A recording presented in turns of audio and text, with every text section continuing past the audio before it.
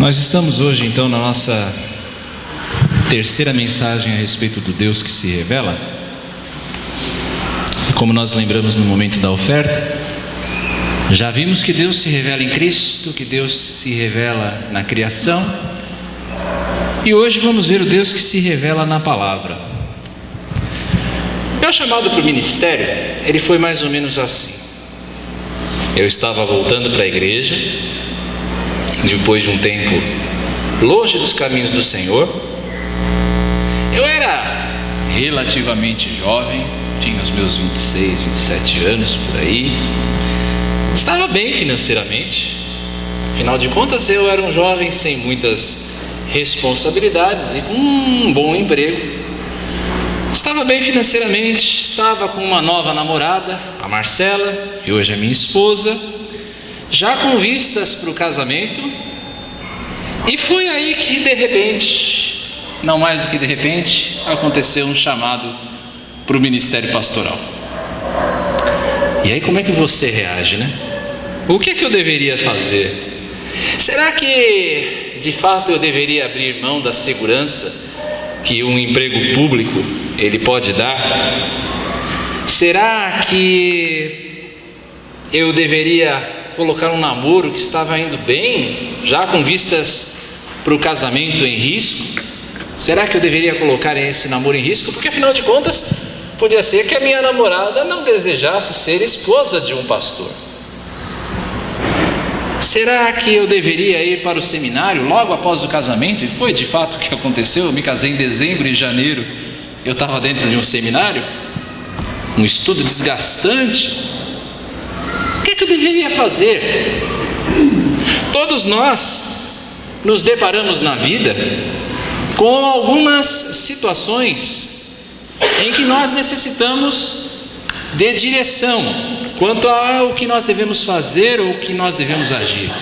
Eu tenho certeza que essa situação que eu vivi não é uma situação só minha. Você provavelmente já passou e passa por diversas circunstâncias assim. Douglas, você pode passar o slide para mim, por favor? Nós nos deparamos com esse tipo de situação, situações que parecem ser um beco sem saída. Uma situação do tipo, se correr o bicho pega e se ficar, o bicho come. Você já passou por situações assim? São ocasiões em que eu e você certamente gostaríamos que o céu se abrisse e então, como acontece nos filmes, viesse uma luz sobre a tua cabeça e dissesse aquilo que você deveria fazer e as respostas estivessem claras como a luz do dia. Certamente o apóstolo Paulo passou por situações assim. A sua vida e o seu ministério, quando você estuda o livro de Atos dos Apóstolos, você percebe, a vida e o ministério do apóstolo Paulo certamente não foram fáceis. Quantas decisões difíceis certamente esse homem de Deus teve de tomar. Contudo, o apóstolo Paulo sempre teve um guia firme, uma fonte absolutamente inesgotável de sabedoria para todas as respostas que realmente importam na vida. Apesar das dificuldades das decisões de Paulo, ele sempre teve um guia firme quanto àquilo que ele deveria fazer. O texto de hoje, pode passar, Douglas, por gentileza? Está na segunda carta de Paulo a Timóteo, capítulo 3, versos 16 e 17.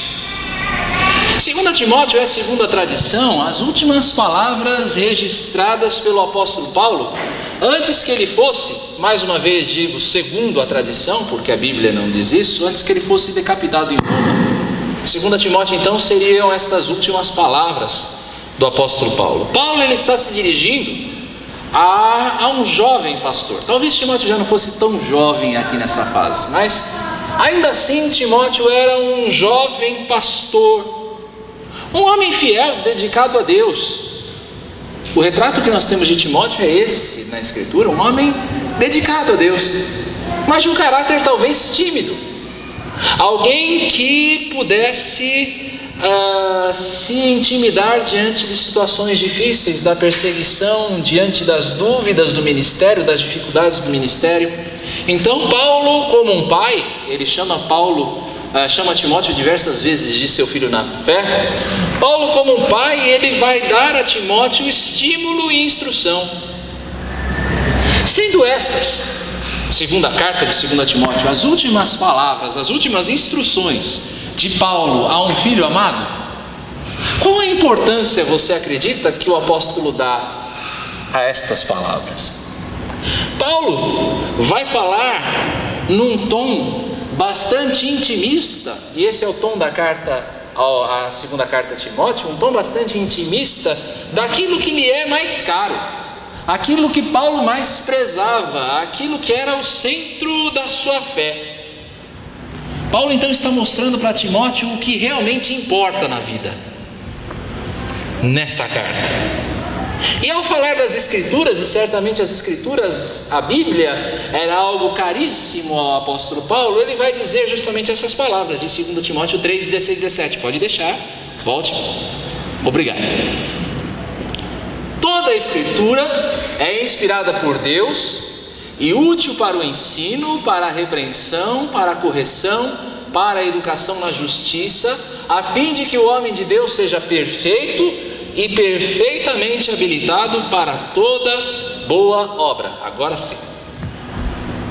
Desse texto nós aprendemos algumas lições. A primeira lição que nós aprendemos desse texto é que a palavra é inspirada por Deus. Paulo ele afirma que a Bíblia é um livro inspirado pelo Senhor. Timóteo deveria se apegar à Escritura, ele deveria se apegar à sua Bíblia, por ser a sua Bíblia uma fonte de sabedoria, a grande fonte de sabedoria de Deus para nós, para mim e para você, e assim para Timóteo também. Apegue-se à Escritura, mostra o apóstolo Paulo nesse capítulo, e você vai ser, Timóteo, um homem sábio, um pastor sábio, alguém que não tem do que se envergonhar, um obreiro aprovado. Inspiração, não tem uma ideia aqui de inspiração mecânica. Algumas pessoas olham para a Bíblia e têm a Bíblia como um livro ditado por Deus, como se Deus tivesse ditado palavra por palavra aos autores bíblicos. Mas na verdade ela não é assim. Quando você analisa a Bíblia, você vai perceber que cada autor da Bíblia, e são cerca de 40 autores, mais ou menos, nós não temos certeza, porque alguns livros têm uma autoria desconhecida, mas cada autor escreve com o seu estilo. Cada autor vai escrever da sua própria experiência com Deus. Ele vai escrever das suas palavras, aquilo que ele viveu com Deus. Então, e esse é o sentido real da palavra inspiração, Deus sopra vida nessas palavras. Quando a gente pensa em inspiração, a gente pensa do ar para dentro, né? Na verdade não, a palavra é para fora. Deus sopra, instila a vida na palavra, nos escritos desses homens. A ideia é a mesma de quando Deus formou o homem do barro, então soprou sobre ele e aquele homem passou a ser alma vivente. Você se lembra desse relato de Gênesis 2, certamente. Quando então esses homens escrevem a palavra, Deus sopra a vida. Deus faz com que essas palavras elas se tornem uma fonte inesgotável de vida. Deste modo a Escritura possui e a Escritura também transmite vida por si mesma. A Escritura tem vida e ela transmite vida para cada um de nós. Eu acredito, meus irmãos, e é isso que o texto diz, que toda a Escritura é inspirada por Deus. E quando eu digo que toda a Escritura é inspirada por Deus, eu não quero dizer simplesmente que o conjunto dela seja inspirado. Ele é. Mas eu quero também afirmar aqui a vocês que eu creio nisso, e você faz muito bem se crer nisso também, que cada parte da Escritura é inspirada por Deus. Não só o todo, mas cada parte dela é inspirada por Deus. As correntes teológicas do liberalismo, da neo-ortodoxia, vão dizer para vocês que algumas partes da Escritura são inspiradas e outras não. Eles vão dizer que os ensinos morais da Escritura, a lei, os ensinos de Jesus sobre como você deve viver, esses são inspirados. Mas essa história de milagre é uma balela. Os milagres nunca aconteceram. Eles negam o sobrenatural à vista da ciência. Porém, eu quero afirmar a você que toda a Escritura e cada parte dela é inspirada por Deus. E se você afirma isso, você está afirmando crer, por exemplo, que você crê que Deus criou o mundo em 7 dias. Nós não sabemos exatamente como isso acontece. Eu tenho dificuldade de entender as questões de cronologia diante das descobertas da ciência, eu confesso a você. Mas eu acredito que a Terra foi formada em 7 dias. O mundo e tudo que nele existe foi formado em 7 dias pela palavra de Deus. Cada parte da Escritura é inspirada. Eu creio que o Senhor Jesus nasceu de uma virgem. Eu creio que o Senhor Jesus andou por esse mundo e operou coisas maravilhosas, como prova, como evidência da sua natureza divina. Eu creio que o Senhor Jesus morreu e ressuscitou ao 3º dia dentre os mortos. E Ele vive até hoje porque Ele subiu aos céus. Eu creio, segundo as Escrituras, que um dia o Senhor Jesus virá mais uma vez. É isso que quer dizer crer que toda a Escritura, e não apenas parte dela, é inspirada por Deus. Cada parte da Escritura foi soprada por Deus, é verdade. Nós não necessitamos, você não necessita de um pastor para conhecer a vontade de Deus. Lógico, nós somos instrumentos nas mãos de Deus para isso. Mas e se de repente nós passássemos? A Bíblia está aí, você pode conhecer a vontade do Senhor. A Bíblia, ela é suficiente então para a instrução. A Bíblia também é suficiente para a repreensão, para nos repreender. Ao lermos a Bíblia, eu e você, nós somos confrontados em relação aos nossos pecados. Romanos 7,7 diz: que diremos, pois? É a lei pecado? De modo nenhum. Mas eu não teria conhecido o pecado senão por intermédio da lei. Pois não teria eu conhecido a cobiça se a lei não dissera: não cobiçarás. A Bíblia, ela funciona como um espelho, em que eu e você podemos olhar para a Bíblia e ver as nossas imperfeições. A gente olha a nossa vida, a gente se compara com a Bíblia e nós vemos que alguma coisa está errada em nós. Quem é, por exemplo, de nós aqui, que nunca foi confrontado pelo Sermão do Monte? Cada linha do Sermão do Monte é uma paulada na nossa cabeça.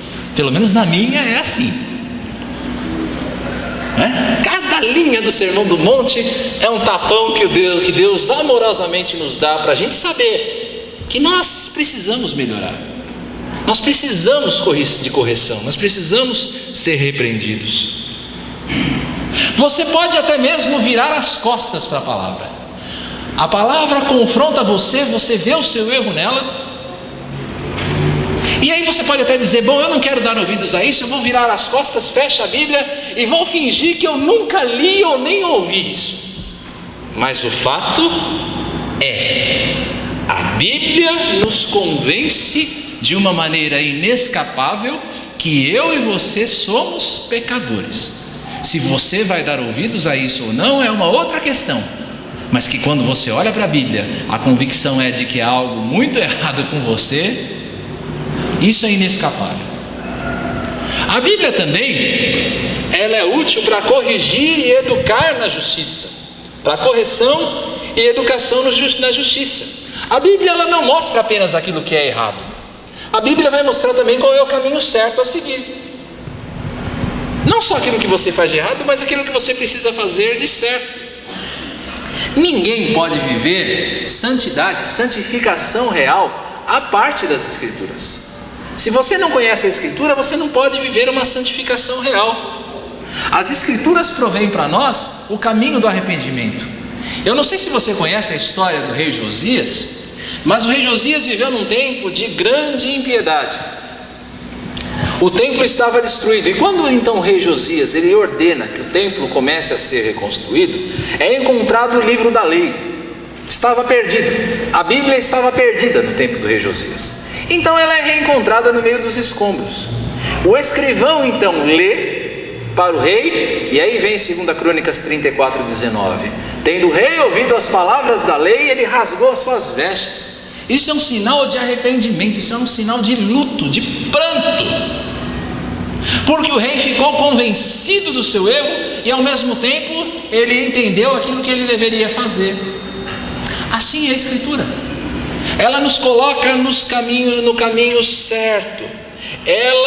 Ela nos aperfeiçoa. O homem de Deus, a mulher de Deus, ele é aperfeiçoado por meio da palavra. Quem realmente medita na palavra, quem se dedica a estudar a Escritura e se apropriar dela, é uma pessoa melhor a cada dia. Raquel lembrou bem. Às vezes você lê muito livro de autoajuda, mas não existe autoajuda melhor do que aquela que a Bíblia pode te dar, porque ela te aperfeiçoa, ela te faz ser uma pessoa realmente melhor a cada dia. A Bíblia não é um livro a ser deixado numa prateleira. A Bíblia, ela é um manual de vida que você deve consultar, que você deve manusear. Você deve estudar, absorver, você deve ouvir a ela. Ela tem que ser a tua companheira constante.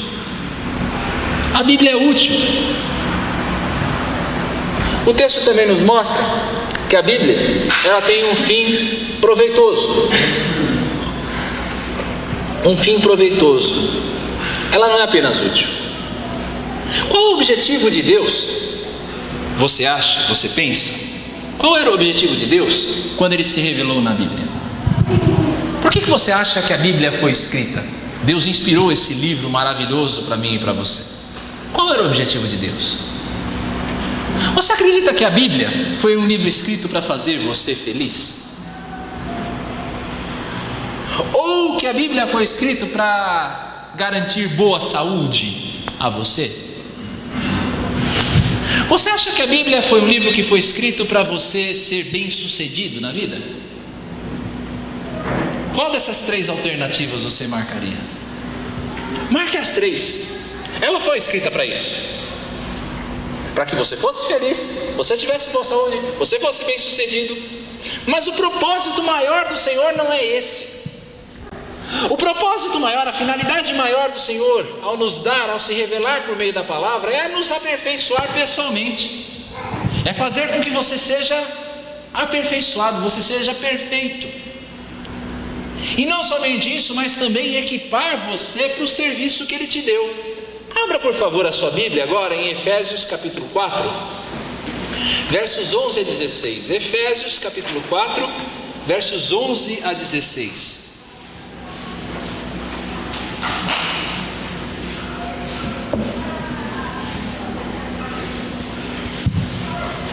E ela nos diz assim: e Ele mesmo, o Senhor Jesus, concedeu uns para apóstolos, outros para profetas, outros para evangelistas e outros para pastores e mestres, com vistas ao aperfeiçoamento dos santos, para o desempenho do seu serviço, para a edificação do corpo de Cristo, até que todos cheguemos à unidade da fé e do pleno conhecimento do Filho de Deus, a perfeita varonilidade, à medida da estatura da plenitude de Cristo, para que não mais sejamos como meninos, agitados de um lado para outro e levados ao redor por todo o vento de doutrina, pela artimanha dos homens, pela astúcia com que induzem ao erro, mas seguindo a verdade em amor, cresçamos em tudo naquele que é a cabeça, Cristo, de quem todo o corpo, bem ajustado e consolidado pelo auxílio de toda a junta, segundo a justa cooperação de cada parte, efetua o seu próprio aumento para a edificação de si mesmo em amor. O que é um homem perfeito? O homem perfeito é alguém justificado por Cristo. Em primeiro lugar, a palavra ela nos justifica, ela nos purifica, ela nos faz justos diante de Deus. Um homem perfeito é alguém irrepreensível, é alguém que se mantém na verdade, é alguém que goza de uma boa fama, tanto com os de dentro quanto com os de fora. Isso é um homem perfeito. E o que é um homem perfeitamente habilitado? É alguém que maneja bem a palavra, é alguém que coloca os seus interesses em terceiro lugar, Deus em primeiro lugar, o próximo em segundo, e eu sou o terceiro. É alguém que está sempre atento às oportunidades de servir. Tomando o nosso texto e olhando para o texto de Efésios 4:11, a 16, nós entendemos que o homem perfeito é aquele que se parece com Cristo. O objetivo de Deus ao nos dar a sua palavra, o seu propósito é fazer a mim e a você parecidos com Jesus. Deus quer pegar esse homem pecador que estava morto nos seus delitos e pecados e fazer de você alguém parecido com Cristo. Deus quer pouco, né, com a Bíblia. Ele pode ser ambicioso quanto ele quiser, ele é Deus. E ele pode nos fazer isso, mais parecidos com Jesus a cada dia, por meio da sua palavra. Mais parecidos com Cristo em relação àquilo que ele crê. Mais parecidos com Cristo na sua santidade. Mais parecidos com Cristo no seu serviço a Deus. Mais parecidos com Cristo no seu cuidado com o próximo. Mais parecidos com Cristo na proclamação do reino. É isso que a palavra quer fazer. É por isso que Deus se revelou a você e a mim por meio da Bíblia, para nos fazer parecidos com Jesus, perfeitos e perfeitamente habilitados para toda boa obra. Pode passar, Douglas. Qual é o conceito que você tem da Bíblia? A Bíblia para você é um livro escrito por homens. A Bíblia é para você um livro que a igreja escreveu para defender os seus dogmas. A Bíblia é para você uma ferramenta para a dominação das massas. Veja o conceito que a Bíblia faz de si mesma. Ela afirma a sua inspiração. Você pode resistir a essa pretensão da Bíblia, você pode resistir a ela, mas saiba que um dia Deus irá pedir contas a você, agora que você conhece essa verdade. Ela não é apenas um livro de bons conselhos, mas é a verdadeira voz de Deus que Ele faz chegar a nós. Conheça a Bíblia, conheça aquilo que ela revela, e conheça principalmente a sua mensagem central. Em Cristo Deus recebe pecadores como eu e você. Conheça a sua Bíblia, conheça a Escritura. Aí a charge que a Raquel falou. Você é alguém que espera ouvir a voz de Deus? Você espera ouvir a voz de Deus? Você espera ouvir Deus falando? Você deseja conhecer aquilo que Ele quer para a sua vida? Se sim, se você quer ouvir a voz de Deus, como você se relaciona com a sua Bíblia? Você medita nela de dia e de noite? E meditar na Escritura de dia e de noite é mais do que aquele ato mecânico, às vezes não tão mecânico assim, é importante, mas aquele ato que você tem no momento de devocional, em que você pega a sua Bíblia e você medita nela durante algum tempo, de manhã ou de noite. É mais do que isso. Meditar de dia e de noite na Escritura é refletir acerca dela em cada situação da Bíblia.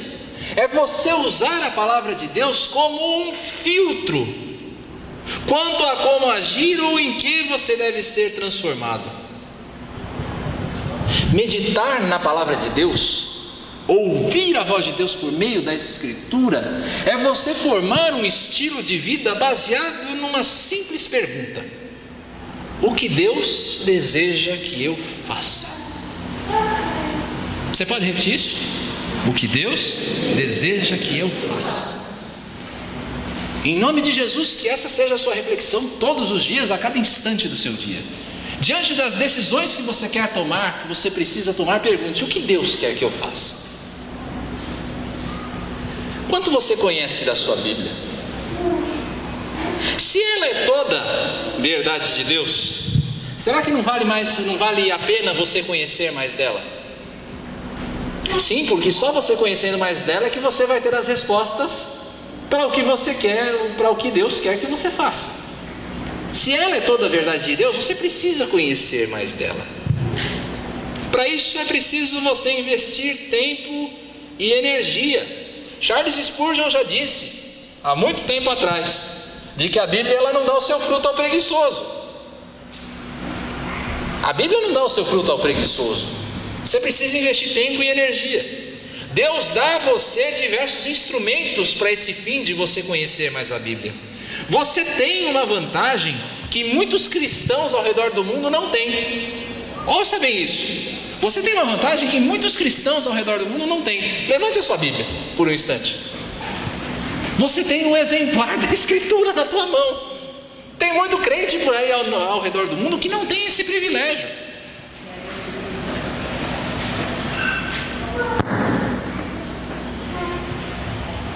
Você dedica um tempo para realmente conhecer mais a sua Bíblia, estudando-a detidamente para entender os seus significados? Às vezes você tem uma excelente Bíblia de estudo em casa. Está lá a Bíblia de estudo grande, Bíblia de estudo de Genebra, Bíblia de estudo Thompson, Bíblia de estudo da mulher. E hoje em dia tem Bíblia de estudo para tudo. Você tem aquela maravilhosa Bíblia de estudo, mas você não estuda. Você já é um aluno da escola bíblica? Ai, ai, ai. Lá vem o César de novo falar da escola bíblica. E eu vou falar muitas e muitas vezes, de muitas e muitas maneiras, para quem sabe o filho fale com você também. E você venha na escola bíblica. Você é aluno da escola bíblica? Infelizmente muitos de nós ainda não entenderam quão importante é esse tempo de aprendizado nas verdades que a Bíblia contém. Ainda não entenderam isso. Estou falando de membros aqui da igreja. Você é membro de um grupo pequeno? Você já é membro de um grupo pequeno? Como é bom quando nós nos reunimos como irmãos para compartilhar a maneira como Deus tem se revelado a nós na nossa vida por meio da sua palavra. Como é gostoso! Mas você anda tão ocupado, não é verdade? Você anda tão ocupado. Você não pode ir em grupo pequeno.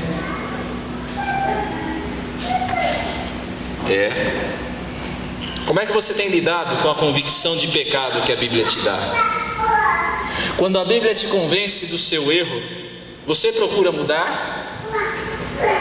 Ou você procura uma justificativa para permanecer pecando?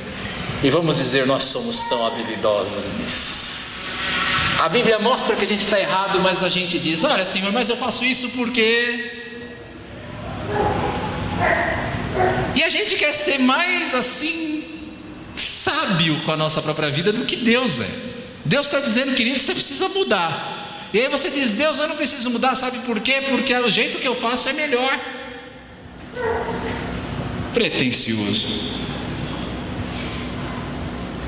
O quanto a Escritura tem feito você ser mais parecido com Jesus? Você é mais humilde hoje do que você era ontem? Você é mais humilde? E não precisa confessar para mim, porque senão você deixou de ser humilde. Mas examine seu próprio coração. Você é mais humilde hoje do que você era ontem? Você é mais santo ontem do que você... você é mais santo hoje do que você era ontem? Tua vida está mais de acordo com a palavra de Deus hoje do que ela estava ontem? Você dedica mais tempo em servir ao próximo que a si mesmo? Ai, vamos ser sinceros. Gente, como a gente gosta de gastar tempo com as nossas coisas. Tudo está na frente. Tudo está na frente. Tudo está na frente do serviço do próximo. O meu futebol está na frente do meu serviço do próximo. Cuidar da minha casa está na frente do serviço do próximo. O meu estudo está na frente do serviço ao próximo. O meu trabalho está na frente do serviço ao próximo. Tudo está na frente. O meu ministério às vezes está na frente do meu serviço ao próximo.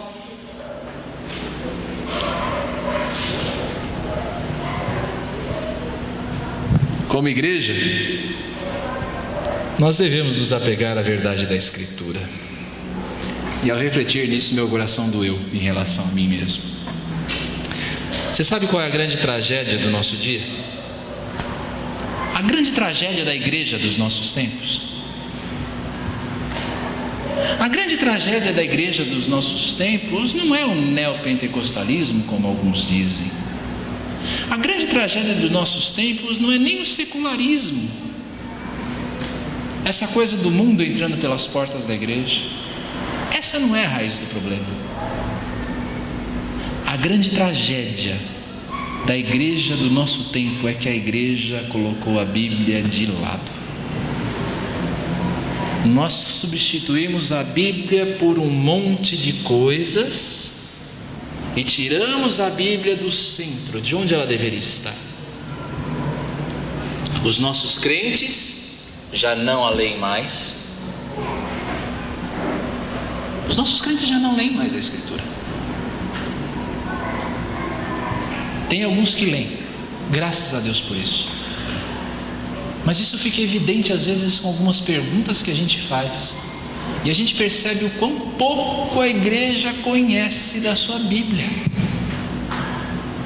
Os nossos pastores já não a pregam mais.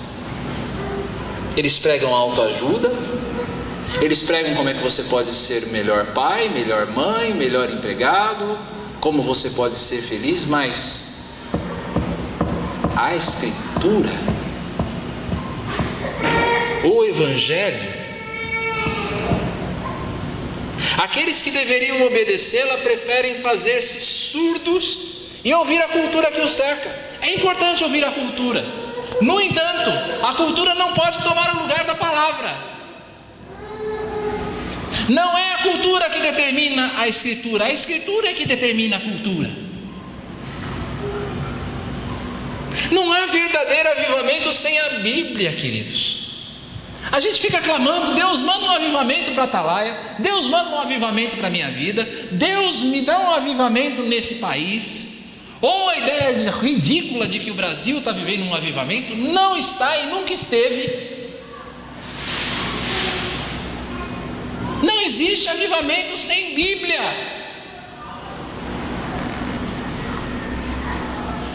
E aí você canta no culto. Deixa eu pegar aqui a liturgia, pegar algum aqui. Eu te quero mais do que o ouro, eu te quero mais do que os tesouros. É mesmo? É verdade isso, é? Por isso que você lê bastante a Bíblia em casa, né? Por isso que você estuda bastante a Escritura, por isso que você conhece a voz de Deus. Vamos pegar outro. Crer e observar tudo quanto ordenar. O que Deus ordena? Você vai crer e observar no quê? Se não tem Bíblia? É duro ouvir isso? É claro que é duro, mas gente, é isso que promove o verdadeiro avivamento no nosso coração, quando a Escritura, ela volta a ser o centro. Ela volta a ser o centro da tua vida.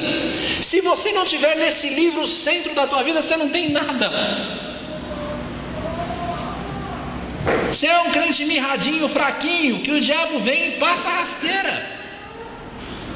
Não se engane, você não vai ouvir a voz de Deus sem a Bíblia. Você não vai ter uma vida cheia do Espírito sem a Escritura. Se nós queremos um país transformado, não é rolezinho, não é black bloc que vai transformar esse país. Se nós queremos uma igreja que realmente cause impacto, uma igreja com I maiúsculo, a igreja maior. Se nós queremos uma IPA com total motivação, e às vezes a gente ouve de alguns aqui de nós: a igreja é muito uma igreja desmotivada. Se você quer a igreja desmotivada, você quer ver a tua igreja motivada, você quer ver essa igreja motivada, comece por você mesmo, crente. Abra a tua Bíblia, veja o que o Senhor diz para você.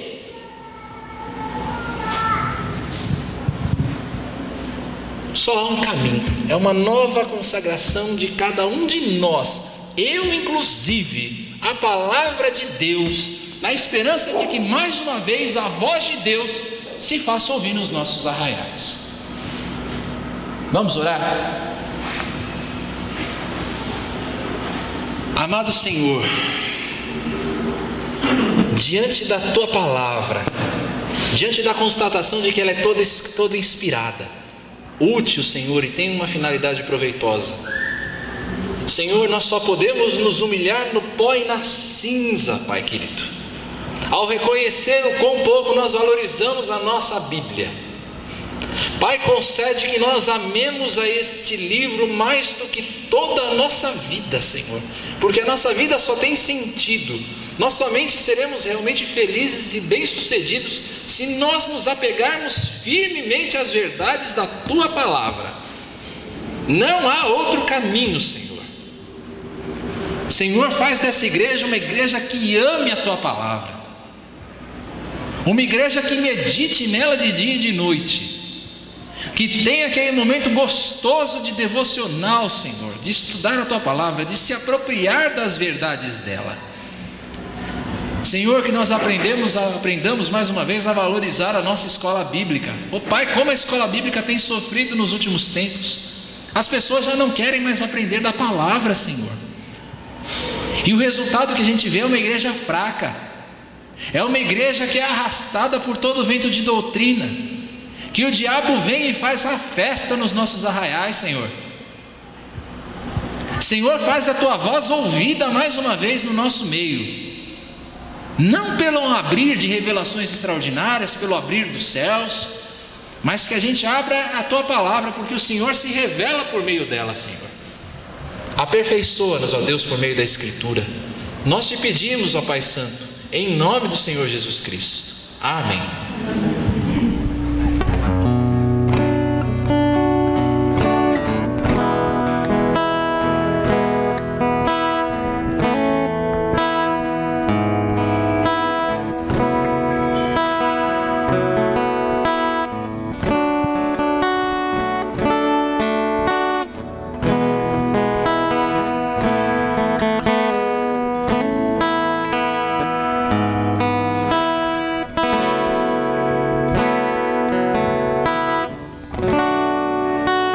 Sei que os Teus olhos,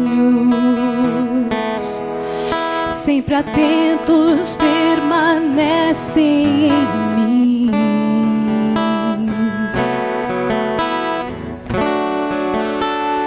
E os Teus ouvidos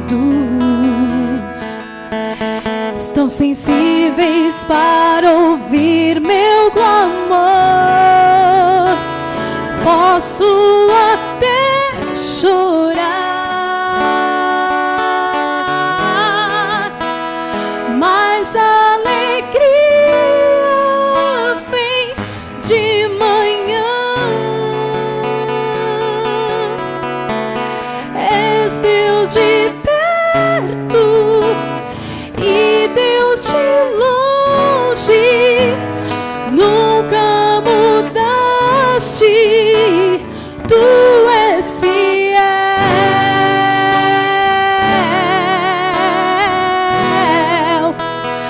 Deus de aliança, Deus de promessas, Deus que não é homem pra mentir. Tudo pode passar, tudo pode mudar, mas Tua palavra vai se cumprir. Eu sei. Sei que os Teus olhos, sempre atentos, permanecem em mim. E os Teus ouvidos, e os Teus ouvidos estão sensíveis para ouvir meu clamor. Posso até chorar, mas a alegria vem de manhã. És Deus de perto e Deus de longe, nunca mudaste. Tu és fiel,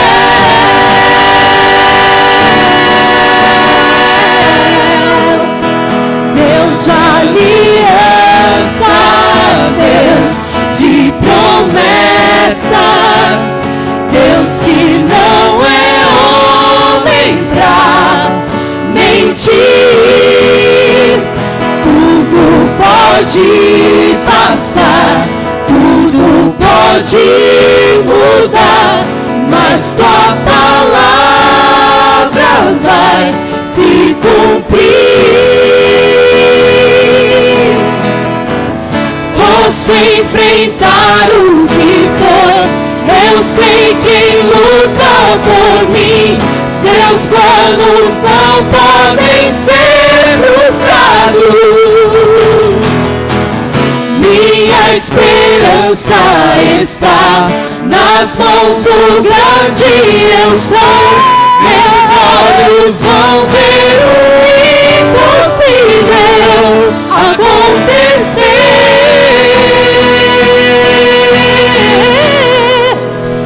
Deus de aliança, Deus de promessas, Deus que não é homem pra mentir. Tudo pode passar, tudo pode mudar, mas tua palavra vai se cumprir. Deus de aliança, Deus de promessas, Deus que não é homem pra mentir. Tudo pode passar, tudo pode mudar, mas tua palavra vai se cumprir.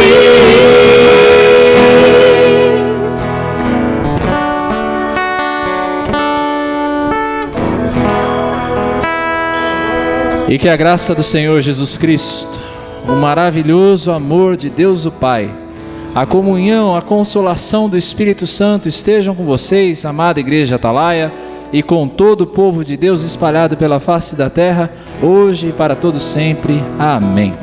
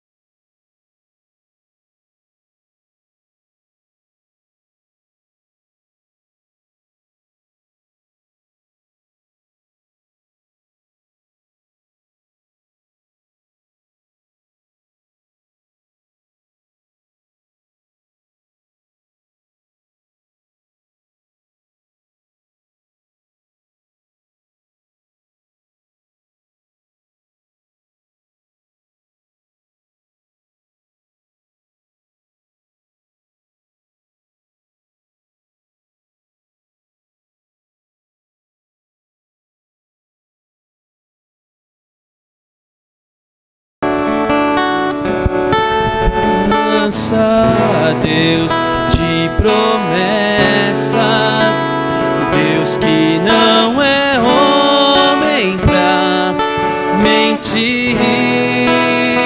Tudo pode passar, tudo pode mudar, mas tua palavra